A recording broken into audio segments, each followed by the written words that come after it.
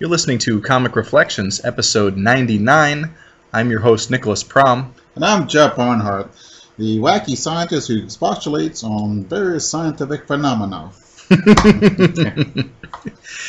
Comic Reflections is brought to you by Rhymes with Geek. You can find our show, plus articles about comics, and other cool podcasts like All New Anti-Fanboy, Super Podcast of Magnifico, Feed It Comics, and many more at rhymeswithgeek.com. I also want to urge listeners to please subscribe to us on either iTunes or Stitcher. So last week... some kind of movie came out about comics, right? Yeah, the Guardians of the Galaxy came out. Yeah. And I don't really have much of a critique. It was just really fun. I love the color. The modern Hollywood movie is so dark and sepia toned. Sure. Look at True Grit, and it's so meh. You know, it's so... Yeah. But this was super full of color. I liked all the people. I loved Groot, and I loved the wrestler dude.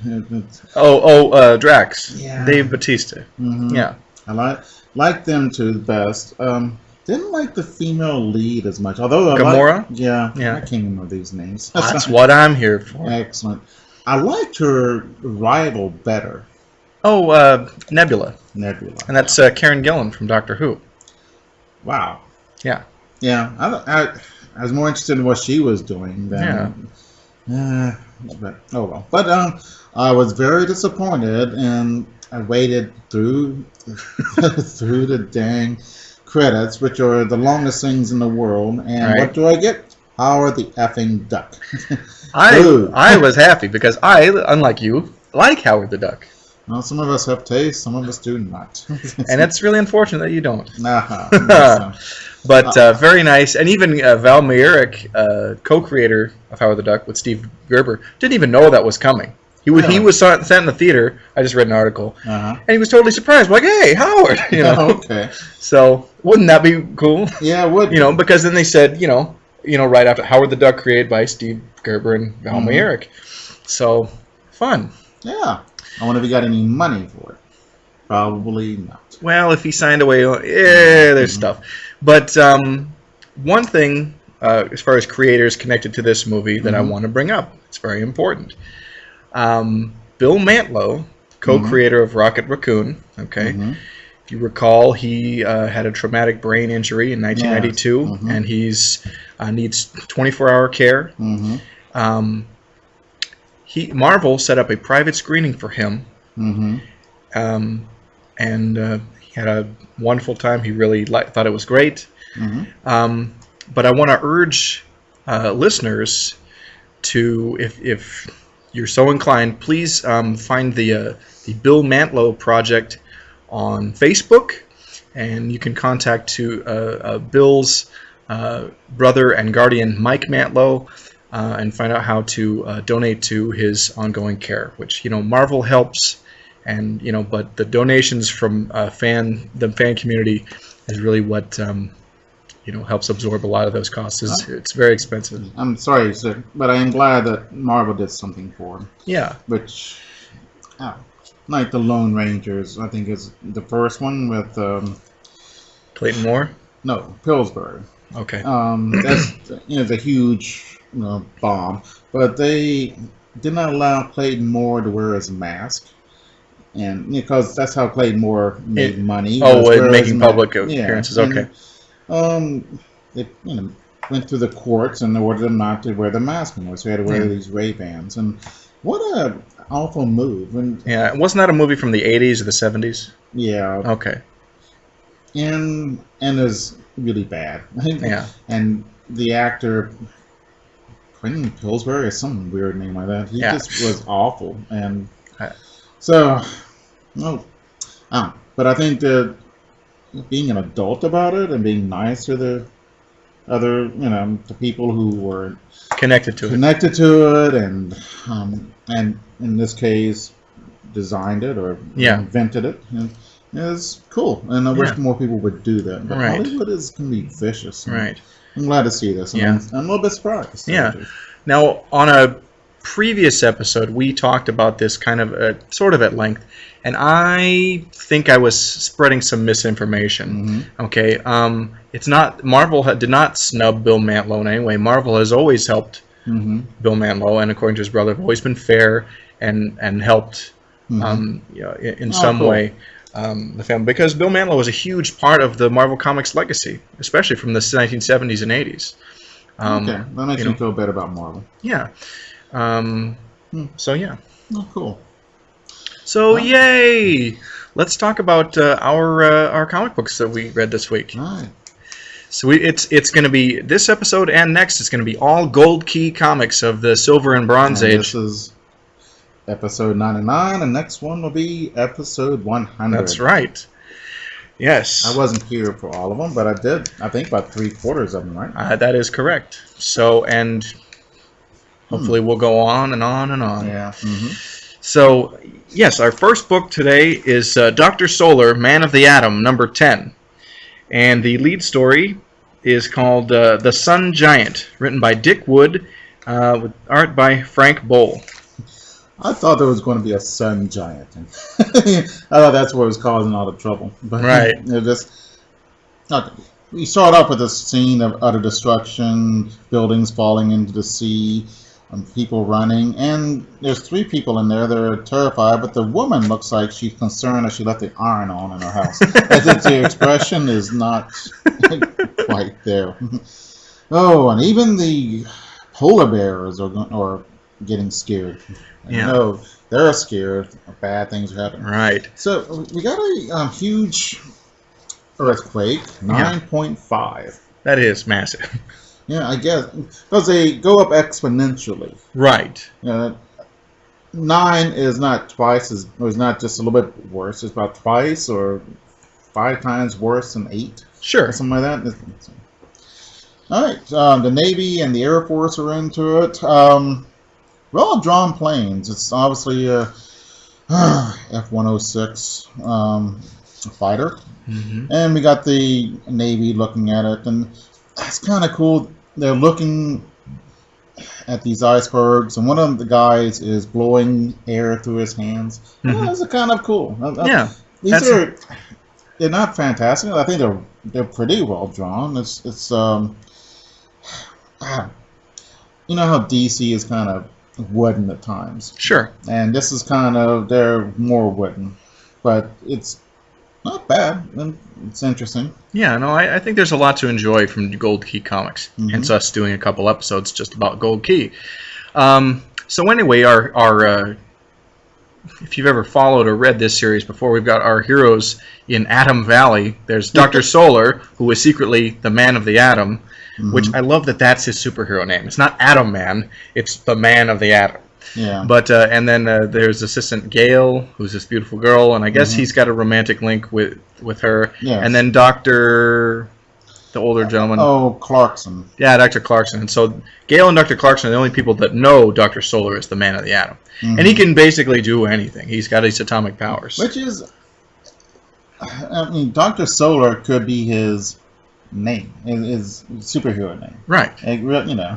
Yeah. And actually, I'm kind of confused me when I was reading this. Isn't that his? Oh, he's Man of the Atom. Okay. Yeah. All right. Oh, Atom. Well, it's the Man of the Atom, too. Yeah. So this earthquake is going to.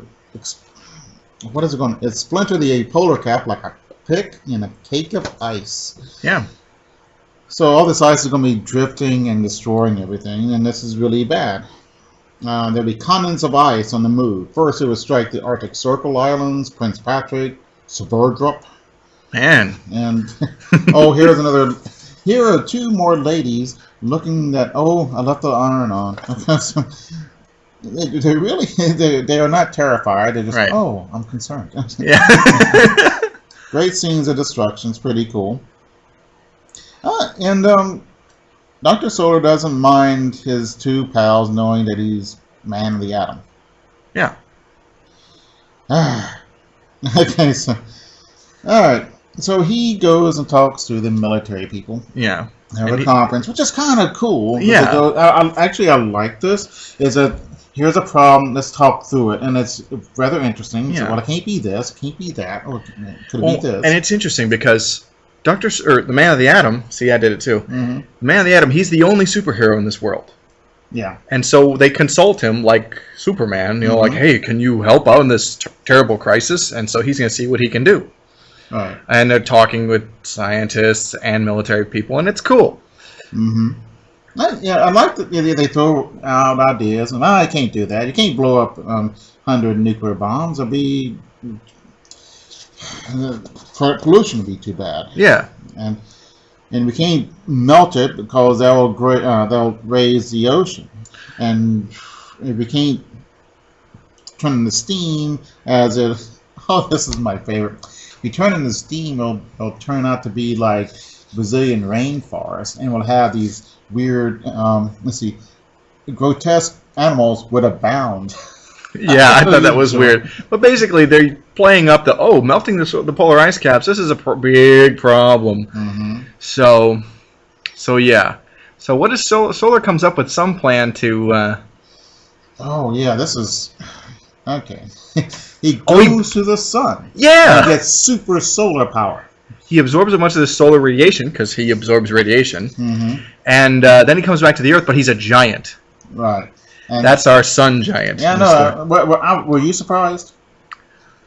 You know, I didn't pay too much attention to the title when I started, so.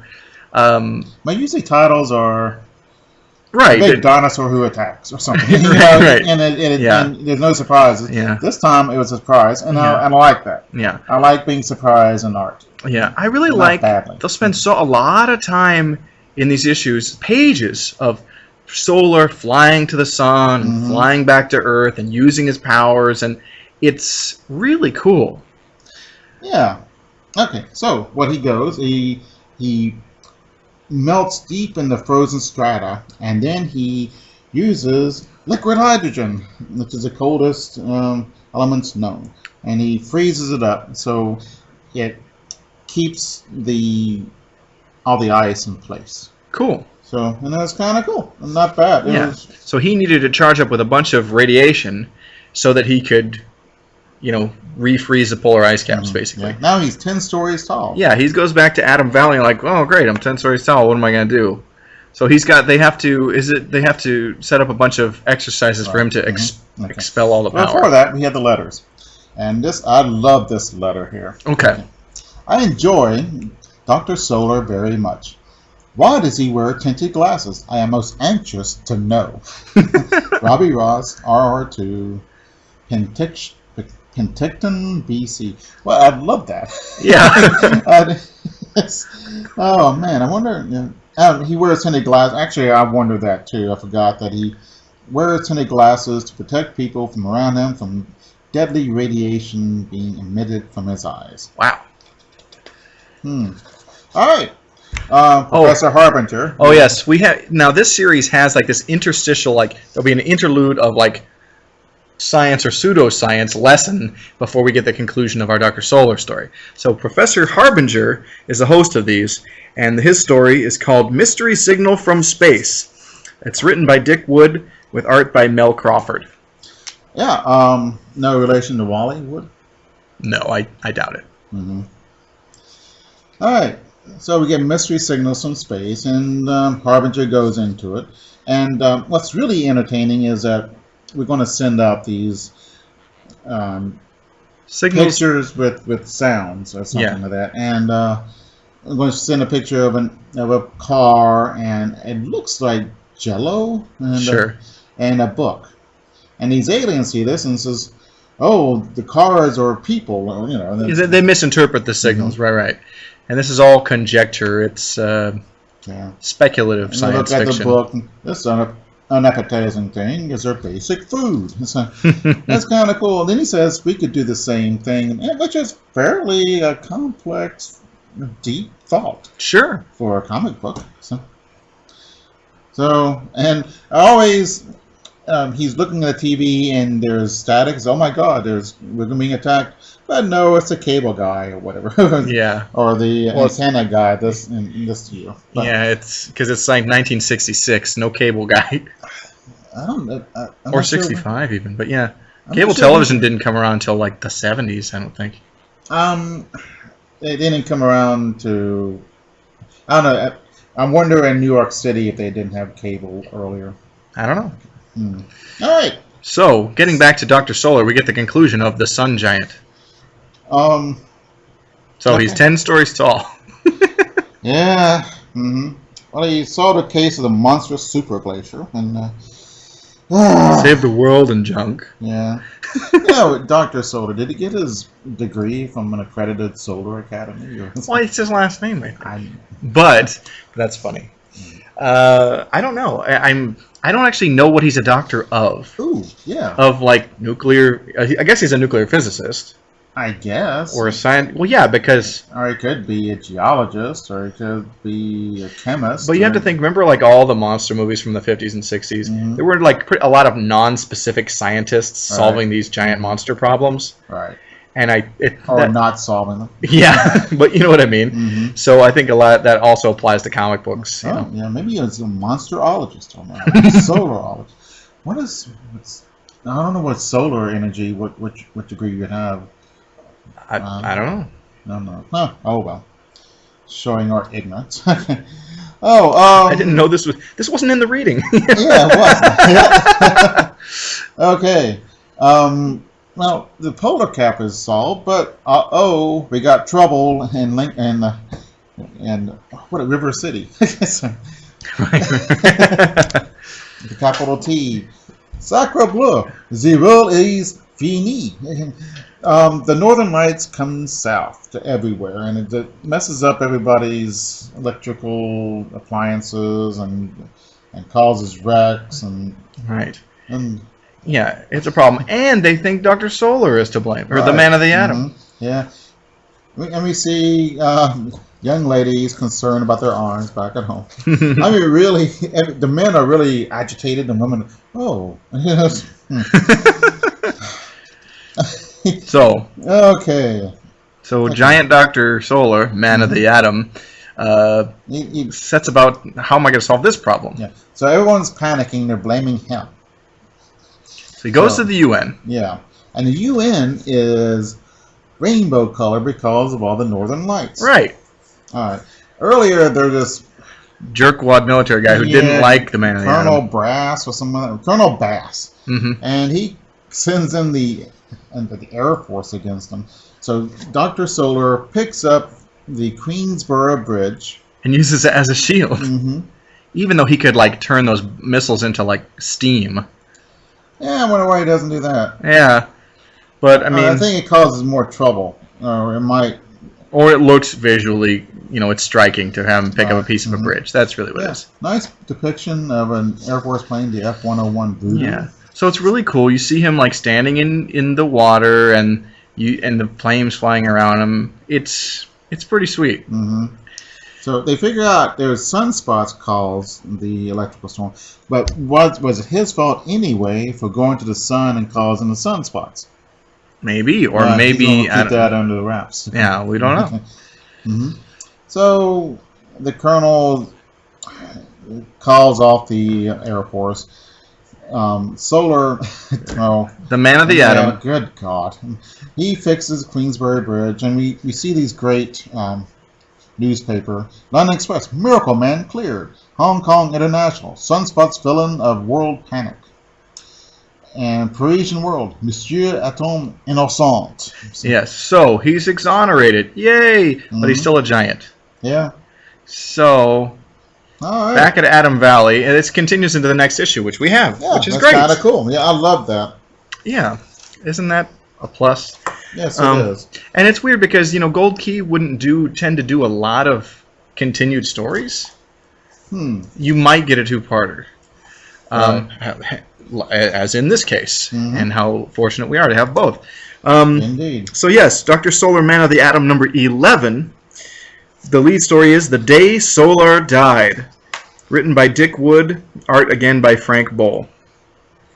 Okay, Dr. Solar, or Man of the Atom, whatever. he wakes up and here are these army guys feeding him stuff for a whole company. No. Except they didn't get the memo that he eats radiation, not food.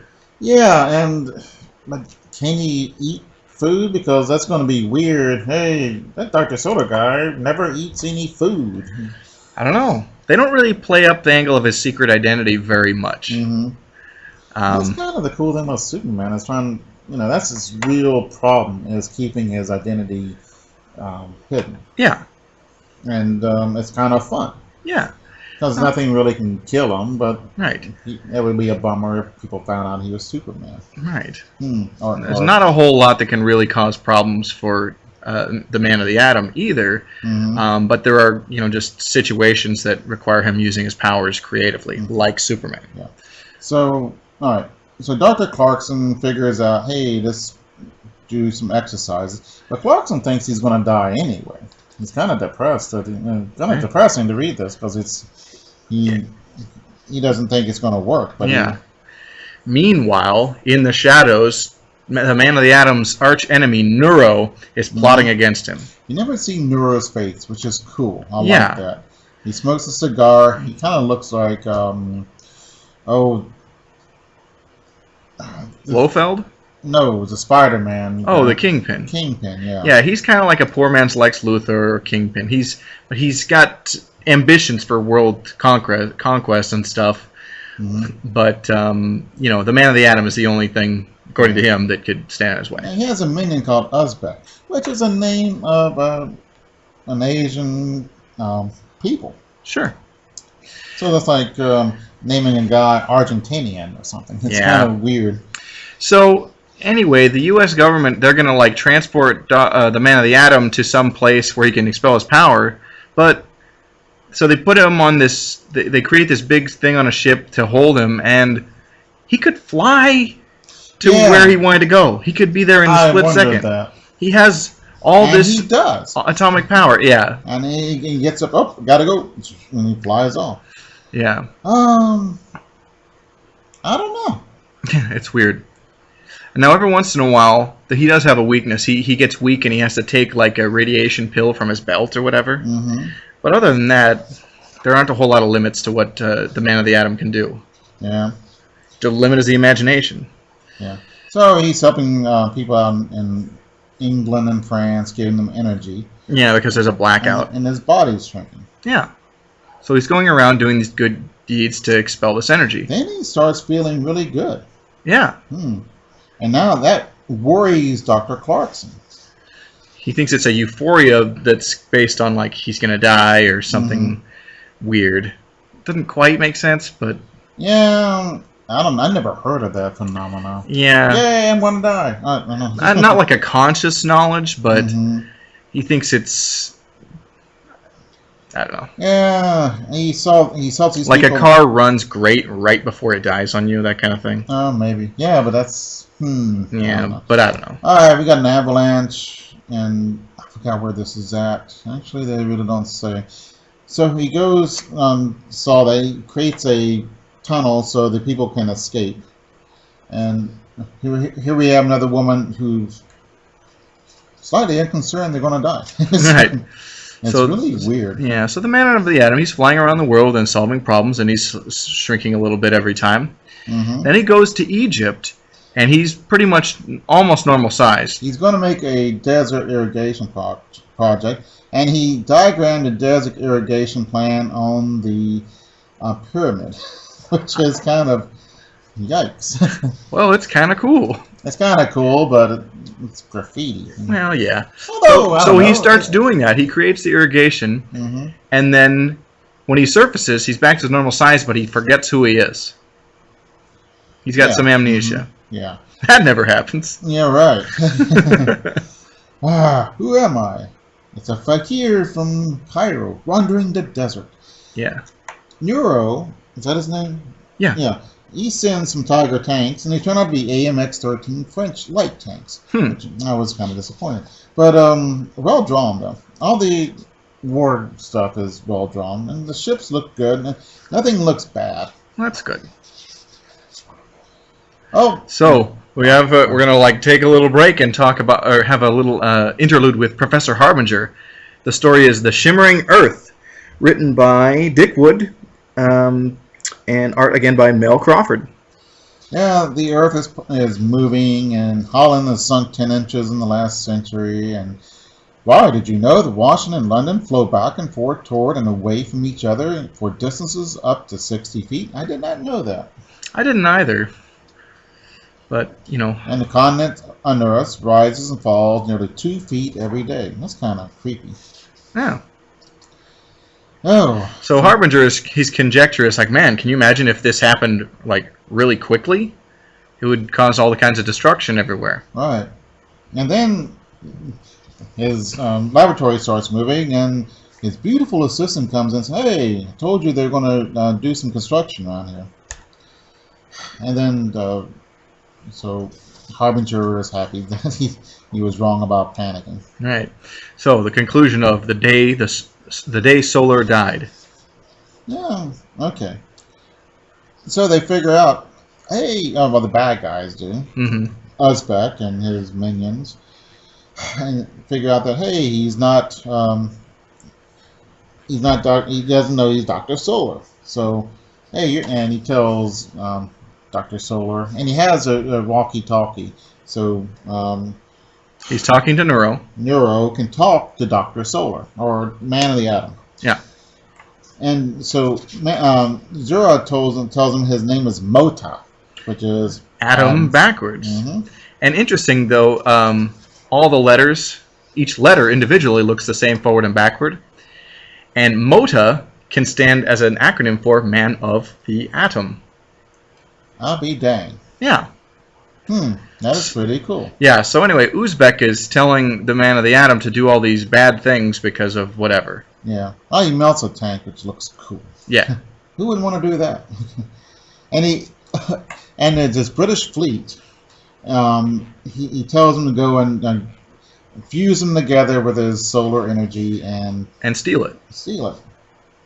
So man. Neuro is basically going to have this armada, which is a pretty clever plan. Yeah. So we have this great panel of Dr. Solar dragging all of these battleships by their anchors. It's really sweet. Yeah. But then he sees his reflection in the water, and it says, and Mota, that was on his uniform, it says Mota. And in backward he says Atom, and he starts to remember who he is. Yeah. And he looks and finds a box of pills, those radiation pills, and he finds something else, I think, but not yet. Oh, then he realizes that he's Man of the Atom, so he beats the crap out of Neuro's minions, and he realized that he had a photograph of Gale. Yeah. So I guess they're an item. Yeah. And she's cute and pretty. Yeah, although I don't know if they can really be together because of the deadly radiation he exudes. Maybe. Oh, really? I don't know. That would suck. Yeah. I mean, it's vague. Like, how dangerous is it? Can he control it? So, but it's a happy ending back at Atom Valley because he remembers who he is and he's back to normal. 3 inches taller, though. Yeah. That's kind of cool. Yeah. All right. That was yeah. Well, yeah. That picture. If I had a picture of Gale, it would make me remember. So. Yeah. No, she was pretty. So the next book we're going to talk about, I've got a few things to talk about. It's Tragg and the Sky Gods, #2. And the story is called The Day the Earth Thundered, written by Don Glut, with art by Jesse Santos. And the two of them did quite a bit of work together at Gold Key. They worked on this series. They worked on Dagar the Invincible, which is a book that we'll be looking at soon. They did Brothers of the... No, they didn't do Brothers of the Spear. Santos did art on Brothers of the Spear, but Glut didn't write it. And they also worked on The Occult Files of Dr. Spectre together. So anyway, they were quite a creative duo. And go ahead. Oh, I'm going to say I really, really like these. So I'm glad. And Jesse Santos is very notable as an artist because he, in the late 60s and in the 70s, there was a huge wave of Filipino artists coming and doing comic books in the U.S. Some for Gold Key, especially notable Santos, but primarily working for Warren and DC. One of the few times DC was like really hip and kind of on the cutting edge. They were getting these guys not on their mainstream superhero books, but on their westerns and their horror and the science fiction stuff. Filipinos become really big? Well, yeah, I'll name some. You'll be like, oh, yeah, I know those guys. Esteban Maroto, Nestor Redondo, Tony DeZuniga, Alex Nino. I love these names. All of these guys. I think Jerry Tallock might be among those, too. But Jesse Santos was the first, and he was the guy that led that wave, so he's very important. What an interesting phenomenon. Yeah. Just one country, a bunch of comic book artists. Yeah. I mean, Philippines is a big country. Yeah, and they love the West and anything American, and so they, comic books were big there, I guess, and there's a lot of wonderful artists. And I just named a few of the guys that really exploded, but you would see a lot of these guys doing work on, again, DC's Western books, but also, House of Mystery, House of Secrets, and at Warren on Creepy and Eerie. In fact, I've seen wonderful stuff Jesse Santos did for Creepy. That's just terrific. Yeah, I like his drawing style here. It's pretty neat. Yeah, and it looks better in black and white. These are color. I think it looks pretty good here. Yeah. But anyway, let's talk about this. Okay, Tragg and the Sky Gods. Here's the basic premise. It's kind of a Chariots of the Gods scenario. Aliens come to Earth, and this is stories about them with cavemen and dinosaurs. Yeah. Isn't that cool? Part of me gets irritated when I see cavemen and dinosaurs, but dinosaurs are kind of neat. And it would not be a really good comic book if we just had dinosaurs, because they're not going to be much discussions. and I'm hungry, I will eat. Right. Let me run away. And that's about it. So. But it's interesting. The writer, Don Glut, one of his several claims to fame is he's also written a lot of books about dinosaurs. He's kind of a larger figure in the paleontology community. Really? Yeah. Wow.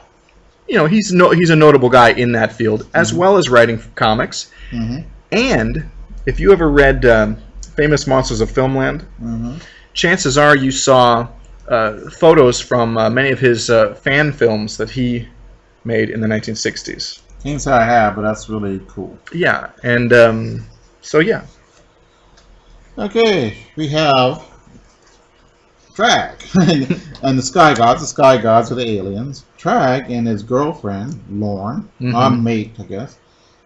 Interesting name, Lorne. They were taken by the Sky Gods, and their evolution, they're mutated. Their evolution was sped up. So they're more like humans, and everyone else is more like Neanderthals.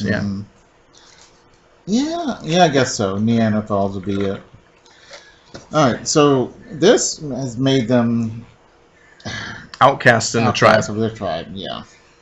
So they try to come back because they know that something's going. The old Sky Gods were nice people. The new Sky Gods are not nice people. Yeah. And they come to warn the tribe about them, and the tribe's not having any of it. They're throwing their clubs at them and all that. Yeah. So okay, so we visit. We meet up with the Sky Gods. They're golden skinned, and they're led by this bad guy with a mustache, Zorek. And his woman is Foxy, and she likes Tragg. Right. So her loyalties are divided. But they're revolutionaries. Yeah. So I guess they're outcasts of, let's see, what's the Yargon. Right. And they're coming back, and I guess they're going to make their own nation. But they're going to take these cavemen and brainwash them and make them their slaves. Right. Now, these Sky Gods, their ship is crashed here. They're stranded on Earth. So it's a small group of aliens with this advanced technology among, cavemen and dinosaurs, and so, yeah. So, okay, who's this other guy? Tragg has this rival in the tribe, who's his enemy. Name? It's Gorth. Gorth, that's right. Tragg says, okay, leave my, let me go and I'll show you proof that the Sky Gods are back. and so they make him leave Lauren back there. They put her in a cave and close up the big rock. Mm-hmm. Oh, and so Gorth pushes Tragg into a big pit. And then Gorth is taken by the Sky Gods. Okay, so Tragg ends up fighting a saber-tooth tiger. Right, which is kind of cool. And barely wins. Yeah. We get Kira and Zorek. Kira is the Sky God woman who is... Yeah, and she doesn't like him anymore. Yeah, she was his betrothed, Mm-hmm. but she's not into him anymore, so her loyalties are definitely divided. Yeah, she wants Tragg, not Zorek. Yeah, And which this is mustache, who can blame her, right? But this is a very important dramatic element to this series. Mm-hmm. So, Yep. so she goes off on her own, and there comes an Allosaurus. It looks like. Yep. Wow, and it looks cool. Yeah, it does. And she tries to zap him with her because they have ray guns. Yeah. The ray gun didn't work because it's out of power. Hmm. And so here comes Tragg to save her. He hits a stone axe, works great. On the back of the head of this Allosaur, and man, is this cool. It is a nice fight. Reinforcements come up for Kira, and they zap Tragg. Yeah, like, man, no good deed goes unpunished. Mm-hmm. So they've got they want to kill all the people there, and I'm not sure why. The Sky Gods want to kill all the cavemen. Or enslave them, one or the other. They don't. It's kind of like Gargamel. Does he want to kill the Smurfs, or eat them, or turn them into gold? What's the plan? No, they want to kill them all. I'm not sure why they want. I guess because they don't want to waste their power on killing them. And they'll, because these have been, these cavemen already know about the Sky Gods, so I guess they're gone. They're not going to listen to them. Oh, okay. Also, they won't have to compete for resources with the cavemen then too. Right. Because they are firmly established here in this area, and the Sky Gods aren't. Yeah, but what do Sky Gods need the cavemen ones? They won't flat, for crying out loud. No, I mean like natural resources, food. Yeah, that's possible. So what they're going to do is they're going to set the woods on fire and stampede the animals. We're talking about woolly mastodons and woolly mammoths and triceratops and allosauruses and brontosauruses, which I like that name better than apatosaurus. Yeah, apatosaurus is lame. Yeah, Brontosaurus rules. Why not just change the name? This is the wrong head for Brontosaurus. Here's the right head. That's Brontosaurus. Yay, everybody's happy. Yeah. Apatosaurus, for crying out loud. Yeah, that's lame. So, alright, so Gorth is captured as well. And he takes back, and they let him go with proof, because they got this gold sphere, and that doesn't happen naturally. Right. So they have him move out. And Gorth says, let's go. I'm not sure what. Like we're going to leave the cave? Is that it? They want to leave the cave. And to meet the Sky Gods. That's a trap. Right. So they're zapping around the animals, and the animals are going to be running towards the cave people. To trample them. Now, there's a great panel of the three of the Sky Gods flying above these dinosaurs, on their jetpacks and shooting the ray guns down and spooking these animals. And it looks super cool. Yeah. So Kira goes to Tragg and tries to get some loving, and he takes his chain and captures her, and steals her gun, and makes her shoot the chains off. Mm-hmm. And she must have charged up her ray gun in between. Right.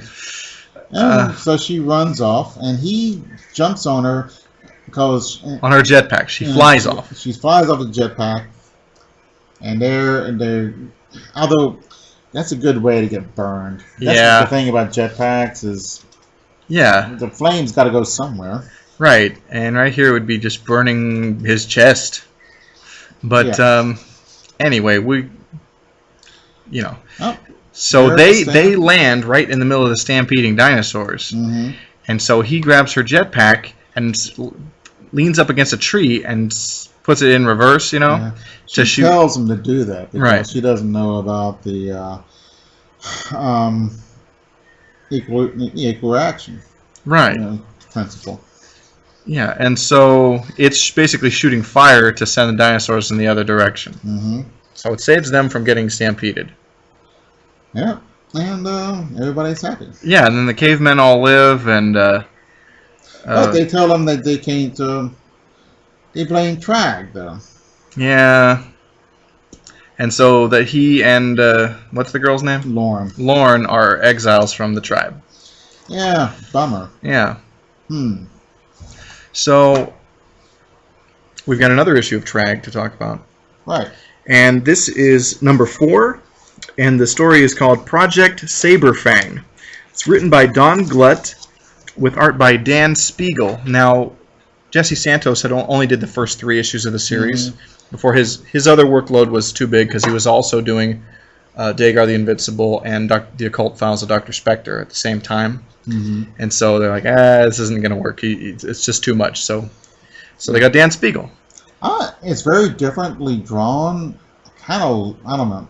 I like Spiegel's art. He's good. So. Yeah. All right. Kira is walking towards the viewer, and she's rocking that outfit. Yeah. It's a bikini with boots, and yeah. Yep. And she's got green hair and golden skin. Very nice looking. So. Yeah. And she's got like a Power Girl boob window on her shirt, so Yeah. Yeah. Okay. God bless her. I want to go and read some of those early stories, the Justice Society stories from the 70s that introduced Power Girl. Mm-hmm. The earliest ones are drawn by Wally Wood. Oh, wow. Yeah. That is cool. Yeah. I need to get that in trade. Mm-hmm. Because I love Wally Wood and the Justice Society, so it's a double win. So. Yeah, okay. Kira and Zorak meet, and Zorak is kissing her, and Lauren. Oh, no, excuse. Yeah.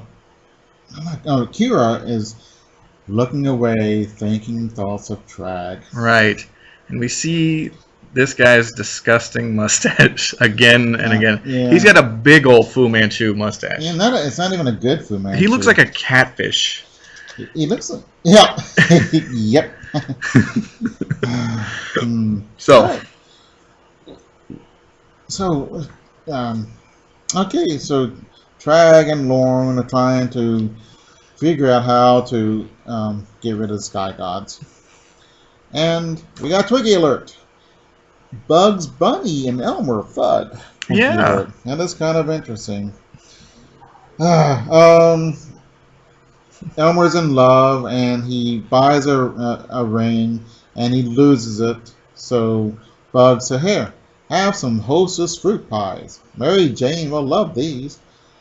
And she does. Wow, sounds like Mary Jane's a cheap date. Indeed.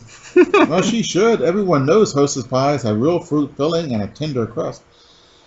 The thing about Bugs Bunny, when he's in the original Warner Brothers cartoon, there's nothing better, but everywhere else he's awful. Just awful. Yeah. And I don't know what's the deal. He doesn't translate well to other media, is what you're saying. Yeah, and the movies are bad, and I hate his voice now. I know it's done by the son of Mel Blanc. Mel Blanc. But it's not Mel Blanc, and that's why it sucks. It's bad. Yeah. Oh. Okay. So back to our story. Yeah.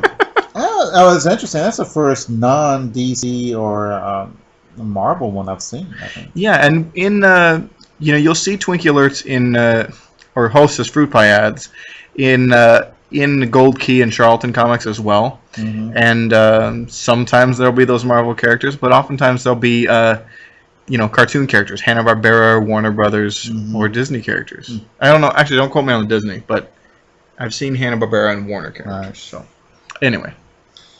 Okay, so Tragg and Kira No, it's Tragg. Lauren, excuse me. It's okay. God, I always forget her name, but I know it's not Kira. So. Okay. They're looking. They follow these sky gods going around, and the sky gods find a saber-toothed tiger eating one of those big sail lizards. I can't remember what the name. Oh, the Dimetrodon. Very good. Huh? Yeah. Oh, I love the Dimetrodon. Now they're saying A, Dimetrodon is not a dinosaur, and B, and first of all, these animals would not exist in the same time. Mm-hmm. Dimetrodon is one of the earliest, dinosaurs. Yeah. Yeah, even though now they're saying it's not a dinosaur. Because it's like a Gila. It's really more like a current reptile, and many of the dinosaurs are really like, okay, they're big birds. Right. So with feathers. Yeah. Which kind of blows my mind. Yeah. But I don't think you can go across the board and say they all have feathers. I don't think Brontosaurus and Triceratops had feathers. I think these are different animal groups that are all lumped together. But I think all of the raptors or pterosaurs or bipedal flesh-eating dinosaurs, I'm like, okay, I can see them having feathers and being birds. That's interesting. Yeah. That'll make it easier to see who the... Because who ever heard of a bird with 4 legs? Yeah. Penguins kind of have 4 fins. Do they? Yeah. Okay. So that's about it, but they're kind of weird. Yeah. So. Yeah. But anyway, so we get to see the saber-toothed tiger and Dimetrodon. That's cool. Well drawn. Yeah. And they zap the tiger, but they don't kill him. Because it's Project Sabre Fang. Oh, yeah. So the Sky Gods have this groovy plan of they take... what the heck was that jerk from the old tribe? Garth. Was it Garth? It wasn't Garth, or it was something. I think it is. Or, the girl is Tharn, so it was like Tharg or something. Gorth. Okay. Anyway, Garth. Party on, Gorth. Party on, Jeff. But anyway, so the Sky Gods get this great plan. They're going to fuse Gorth and the saber-toothed tiger into like this monster man and use him against Tragg. Which is awesome. It's either really, really stupid or really, really awesome. I'm not sure what. Well, there's a thin line between clever and stupid. Indeed. Yeah. The thing is that it'll retain some of Gorth's memories, so really, really hate Tragg. Right. And then when we have... The power of the animal is going to have all the claws and teeth and the strength of the animal and speed. And smell, and so he can smell it. And yeah. It's like they gave Gorth animal powers. Ferocious animal powers. So. Yeah. It's a pretty good plan. And it's cool. The transformation scene is pretty sweet. Yeah, and it doesn't look stupid. It's kind of... Yeah. It's kind of like a very angry, cowardly lion or something. Yeah. But looks pretty cool. Yeah. They have a picture on the cave showing Tragg and Kira. And Lauren. Yeah, and so it's okay. And so Gorth, now Sabre Fang, remembers them, and he's out. They send him off, and now he's going to go get them. So I don't know if there's a promise to restore him to his humanity I don't think. No, go get him. Yeah, that's about it. Probably because his thinking capacity is probably reduced. He's probably more animal and rudimentary in his thoughts. So the savagery, they've made a monster. They really have. So he's out, and doesn't he finds him, doesn't he? Yeah, with smell and all that. They start... Lauren and Tragg are at the edge of this big lake. And they make a raft, but it's too late to go across, so they make a fire. And let's see, Gorth smells them and starts chasing. What's her face? Kira. Kira, God almighty. I know. That's what I'm here to help you for. Yeah, thank you. She wakes up and she's going to save Tragg. Of course. Yeah. So they're fighting Gorth with fire, but it doesn't work. And Gorth kicks the crap out of Tragg. And here comes Kira. She's flying down. Yeah, and she tells him not to attack. Does he listen? Yes, he does. Oh. Lauren runs away on the... Oh, you cannot eat Tragg, but you can eat Lauren. See, Kira's got an ulterior motive. She wants to get Lauren out of the way and save Tragg. And so Lauren runs away on a raft, but Sabre Fang goes after her. And the Brachiosaurus attacks. Well, somebody knows what Brachiosaurus is. Yeah. And it ruins the raft, and then so... a nice picture of her being kicked up in the air. Yeah. And it says, even though Brachiosaurus is doesn't eat meat, it can get irritated sometimes. Sure. All right, so Kira revives Tragg and makes her move. Yeah. And he slaps her around. Well, he slaps her away. She goes in for a kiss. She pushes her away, and he goes off to save his woman, who's out on the lake. With Sabre Fang rapidly swimming towards her, and the Brachiosaurus getting mad. So she does get away, and then Tragg and Sabre Fang have their big fight on land.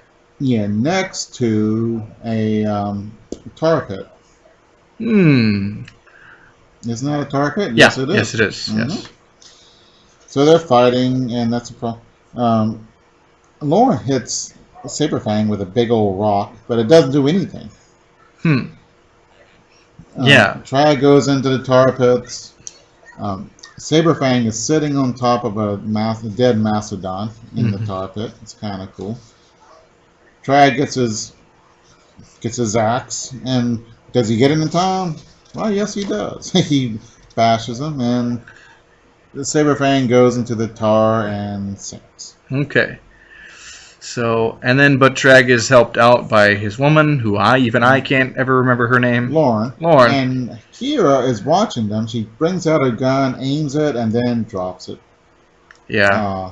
Not a bad one. She goes from angry to concerned to, and then she's sad. She has morals. I'm glad that this character is in here because she's exactly what the series needs. It would be pretty... It's an important element to that. So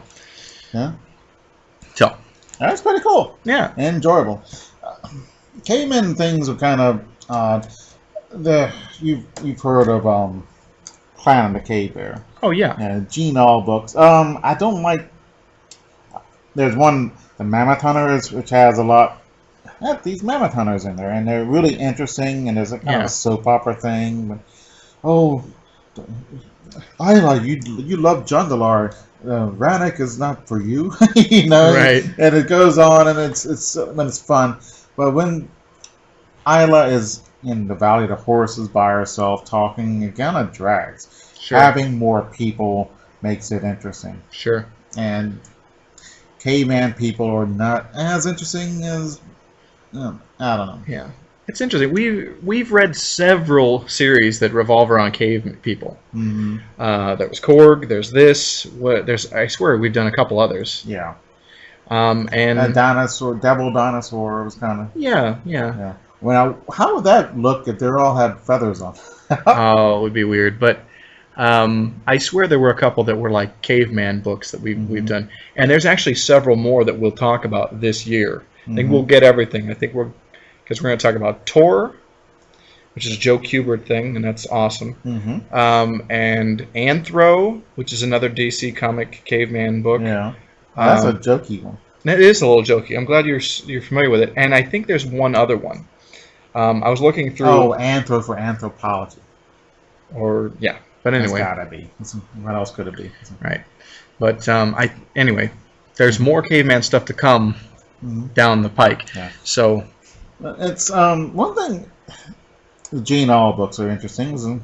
They make this hide white by using urine on it, and these little things of what they do, and it's intricate, and how they make things and all that stuff. It's really kind of interesting, and they really don't see that much in these caveman things. Are you saying you want them to urinate on things to change the color? I'm kidding. But no, but you know what I'm talking about. I do. And it's just, I don't know, it's part of the fun of the Gene books. But a little bit of that goes a long way, too. But they were really a lot smarter and more sophisticated than what people think. Sure. And they can do a lot of stuff we cannot. So, That's true. Okay. Oh. So that's all our books for this episode. Did you have anything else you wanted to add, Jeff? Or I, for one, am more amused from slaves and corpses. who said that, Zorik? Yeah. Okay. Yeah. Good villain. Yeah. Bad mistake. Yes. I'm going to abruptly end this episode.